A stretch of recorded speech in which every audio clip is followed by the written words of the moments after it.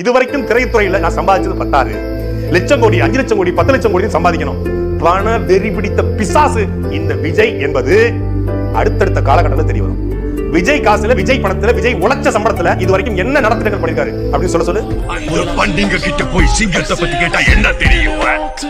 புயலால் பாதிக்கப்பட்ட 7 மாவட்ட மக்களுக்கு உதவும் வகையில் மாவட்ட நிர்வாகிகளின் வங்கிக் கணக்கில் 40 லட்சம் ரூபாய் செலுத்தி நிவாரணப் பணிகளை மேற்கொள்ளுமாறு அறிவுறுத்தியுள்ளார்.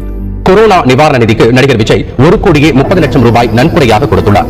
கொரோனா தொற்று தடுப்பு பணிகளுக்காக பிரதமர் நிவாரண நிதிக்கு 25 லட்சம் ரூபாயும், தமிழக முதலமைச்சர் நிவாரண நிதிக்கு 50 லட்சம் ரூபாயும், கேரள முதலமைச்சர் நிவாரண நிதிக்கு 10 லட்சம் ரூபாயும், பெப்சி கூட்டமைப்பு நிவாரண நிதிக்கு 25 லட்சம் ரூபாயும், கர்நாடக முதலமைச்சர் நிவாரண நிதிக்கு 5 லட்சம் ரூபாயும், ஆந்திர முதலமைச்சர் நிவாரண நிதிக்கு 5 லட்சம் ரூபாயும், தெலங்கானா முதலமைச்சர் நிவாரண நிதிக்கு 5 லட்சம் ரூபாயும், புதுச்சேரி முதலமைச்சர் நிவாரண நிதிக்கு 5 லட்சம் ரூபாயும் நடிகர் விஜய் நன்கொடையாக கொடுத்துள்ளார். மேலும் தனது ரசிகர் மன்றங்கள் மூலமும் நன்கொடை அளித்து பாதிக்கப்பட்ட ஏழை எளிய மக்களுக்கு